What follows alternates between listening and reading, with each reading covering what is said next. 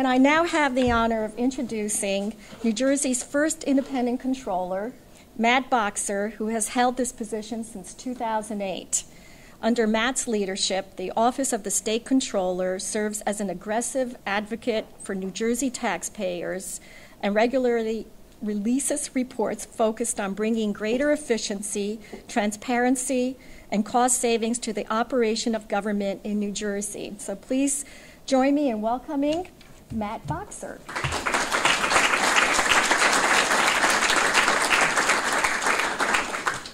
Good evening. How's everybody doing tonight? Evening. It's the evening. It's the evening. 6:30. Well, it's good to see everybody, and good to see Assemblyman Wilson as always. And thanks, B, for the introduction. It's good to be here for this third annual. I guess it's the third annual South Jersey Call to Service Summit. I want to start by applauding the Citizens Campaign for holding events like this.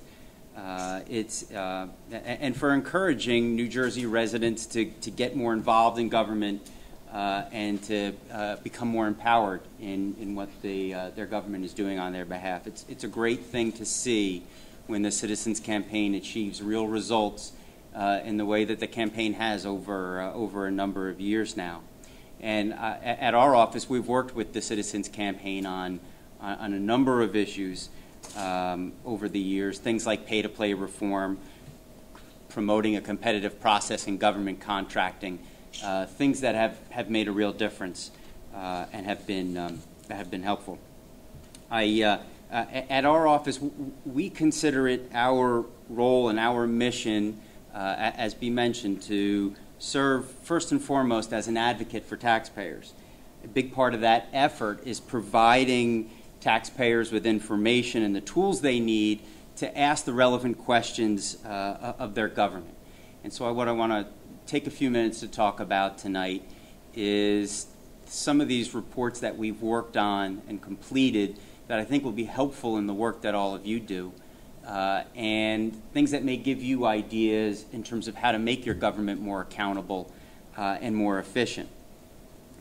One of the things that we've looked at is how transparent government is being across the state. We looked at websites of various state authorities and commissions to see what kind of information was being posted on the web and being made available to the public. Because for the work that all of you are interested in getting more involved in doing and the work that the Citizens Campaign is doing, none of that can come to fruition if we don't have information about how our government's performing.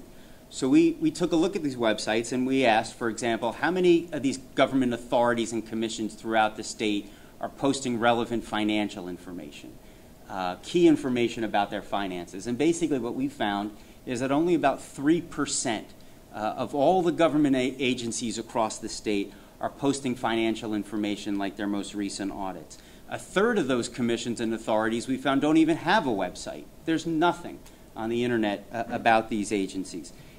We found that troubling. These entities are spending our money, taxpayer money. We have the right to know how that money is being spent, why it's being spent that way, and what we're getting for our tax dollars. I'm happy to report that since we made those findings, we've seen a lot of productive action by the state since the report was released. The state has adopted a new law that complies with all of our recommendations and requires local governments to all set up a website that includes things like meeting schedules, relevant financial reports, and contact information for key government officials. And along with the transparency report that we did, we also created a transparency portal, as we call it. It's available on our website that offers one-stop access to the websites of all of the 1,900 government entities operating in this state. And I mention all this because I would suggest it to you as a resource that all of you may want to use in the work that you do, because now, once that legislation becomes effective in a few months from now, every government entity in the state is going to have to post a website and post all their key financial documents. What we found is, in the work that we've done, is that oftentimes large amounts of money can be saved by the government simply by asking a very straightforward question that's never been asked before. And I'm going to give some examples of some of these simple questions that we've asked that have led to productive results. I'm going to give some examples of these for you tonight, and you can think about how it may assist in the interactions that you have with the government officials that you deal with on a local or a statewide basis. So let me give an example. For all of you who are interested in getting more involved in local government, going to the local government meetings, ask at one of the meetings if the local government is paying for phone lines that are no longer being used. We asked that very simple question of the state's Office of Information Technology, and the answer that we got after an audit that spanned several months was pretty astounding. The state had been paying for more than 19,000 phone lines that are no longer being used. We looked at the usage reports for all the phone lines in the state, and for what comes out to about 1 out of every 6 phone lines, there was no usage of those lines, and the responsible department admitted to us that they had no longer any use for those lines. So that audit's going to save taxpayers $3.2 million every year just by disconnecting unused phone lines. If you multiply that across all the government entities in the state, you get a sense of how from a simple question like that you can get some pretty astounding savings that is out there to be had just because people are going along through inertia and not thinking about how they're spending the taxpayers' dollars. So here's another simple question, another example, another simple question to ask as a citizen legislator or a citizen journalist. Ask if there are more affordable options out there for expensive items that government is paying for, like health care for its employees. We had done an audit of the New Jersey Turnpike Authority, which revealed that agency could have saved millions of dollars simply by participating in the state health benefits plan instead of using a private carrier for health insurance. Now, you're probably wondering, well, if it would have been cheaper to join the state plan as opposed to a private plan, why would they be in the private plan? Well, there are a lot of different possible answers for that. Sometimes it's just inertia. In other instances, it's because of the influence of brokers. The broker doesn't get paid when the state plan is used. The state plan doesn't use insurance brokers. That's one of the reasons why it's cheaper. But if you're working with a broker, they're never in a million years going to steer you to the state health plan because then they don't get paid. So for a lot of government entities that are relying on the advice from their insurance broker, they are not getting the kinds of savings that are out there to be had.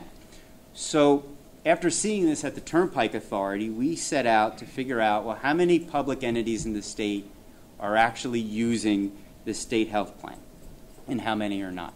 Turns out of the 21 counties, 14 are not using the state plan. And out of the 566 municipalities, 217 of them are not using the state health plan. What we did was we picked 4 of those entities, more or less randomly. We picked 4 entities, and we asked them some questions about why they picked the plan that they picked, and we ran the numbers to see what would have been cheaper. We found that all 4 of them who were not in the state plan could have been saving substantial money, substantial taxpayer dollars, just by using the state health plan that was set up for the sole purpose of government entities insuring their employees for health coverage. 3 of the 4 entities hadn't even considered the state plan or conducted any kind of cost-benefit analysis. So we did that analysis ourselves. And those 4 entities alone, we found, would have saved $12.5 million over a 2-year period simply by switching to the state health plan, a move that would take all of about 1 hour of work just by calling folks at the state's Division of Pensions and Benefits and getting signed up for the state plan. You add that up over hundreds of government entities across the state, and you can see the kind of savings that are out there. So it's another example of the kinds of questions that we ask government entities in the work that we do, and certainly would suggest to all of you in the efforts that you're undertaking or soon to undertake to be thinking along those lines as well. Here's another example of a simple question that we like to ask government entities that I'd suggest to all of you for your consideration. Ask them how much they're paying their employees. And when they come back and they say, well, here's all the salary information for all of our employees, I'd suggest that your answer would be, well, nice try, but I want to know the total amount. I don't want to see the salary. I want to know the total amount. Because what we've found in the work that we've done is that very often those salaries don't include a number of forms of hidden compensation that is being paid using taxpayer dollars in a way that is not appropriately transparent. So again, I'm going to use the Turnpike Authority as an example. When we did our audit at the Turnpike Authority, our auditors found that employees and management had been granted about $30 million worth of bonuses that were not based on performance. And you're sitting there probably thinking, well, like, what do you mean? Like, what bonus is not paid based on performance? What do you mean by that? I'm talking about things like they were paying their employees bonuses for working on their birthdays. I don't know if any of you have ever gotten a birthday bonus in your work. I have not, and maybe it's just out of a sense of jealousy, but I don't think that's the right use of taxpayer dollars to be paying employees with public funds, paying them extra to come in and work on their birthdays. The Turnpike Authority was paying their employees both separation bonuses and retention bonuses. So if you stayed a few years, you'd get a bonus for sticking around, you'd get your retention bonus. But they also were paying their employees separation bonuses when they'd leave. It just didn't make any sense. They're paying them for staying and they're paying them for going. Basically, they didn't know what to do with our toll money. They were just handing it out to employees for whatever excuse they could seem to get to hand it out. And the cumulative effect on the earnings of the employees was dramatic in some instances. So, for example, we found there was, I'll pick out one example, there was a property inspector at the Turnpike Authority who had retired in 2008, and his base salary was $73,469. And that's for a property inspector. I don't know the details of what this particular person was doing, but that may well be a reasonable annual salary for a property inspector. But interestingly, he earned and received a lot more than $73,000 in the year that we looked at in our audit. He actually received $321,985 when all the payouts and the bonuses were included. And so that's why I say it's worth asking questions to government agencies about how much they're paying their employees and what's the compensation for this employee and that employee. And as I say, make sure we need to all make sure we're probing beyond just that salary information, because historically this has been a way for governments to hide the true extent of how much they're paying their employees. The good news is that shining a light on this issue has led to change at the Turnpike Authority, and our audit there prompted the elimination of all these bonuses when toll collectors renewed their contract last year. So in the places where we've focused attention on these issues, we've brought about positive change. And the Citizens Campaign has worked with us in many of these instances. And I use these as examples just to illustrate how we can bring about change. We can do it. We have to be armed with the facts, but we can bring about change. We've done it in a lot of these agencies, and it's great to see all of you here today as new folks committed to this effort, because we need all the hands on deck we could possibly get. I referenced earlier there's 1,900 government entities in this state. There's another government entity in New Jersey every 4 square miles. And a lot of them you hear about every day in like the municipalities and the counties. We all know about those. But there are hundreds upon hundreds of authorities and commissions that are spending public's money. And so we need all the hands on deck as we can get to monitor what these agencies are doing. I'll give one last example about questions to ask, and it's another one from the area of employee compensation, about how employees are getting a lot more from some government entities than just their salary. We looked at the same issues on the state government level. We look at both local governments and state government operations in our office. And probably the most interesting thing we found in this area on the state government level was in the area of clothing allowances being paid to state workers. Now, I don't know about you guys in this room. who knew that state workers were getting clothing stipends on top of their salary? I did not know that. The interesting thing that we found in the course of our audit is that for about half of the folks that are getting these clothing allowances, they're not wearing any special clothing. They're wearing what all of us in this room are wearing. Makes sense to get a clothing allowance if you're, let's say, a mechanic. You have a special uniform that needs to be specially laundered. I get that. That makes sense. But when you're doing accounting work, for example, you don't need a clothing allowance. And so what we found, as I said, was about half of the people getting this allowance actually weren't wearing any kind of special clothing. And again, a few unique New Jersey phenomena here with this. You know, in most other states where clothing allowances are paid, you need to have a receipt. You submit the receipt to the government pays you back for your clothing expenses. Well, not in New Jersey. You don't need a receipt. You just get the money automatically. It's $700 a year, which is far more generous than any other state that we looked at. But again, the good news is, and this is why I raised these examples, the good news is when we cast a light on this issue, it's been addressed. And it's actually, this one's been addressed just in the last few weeks.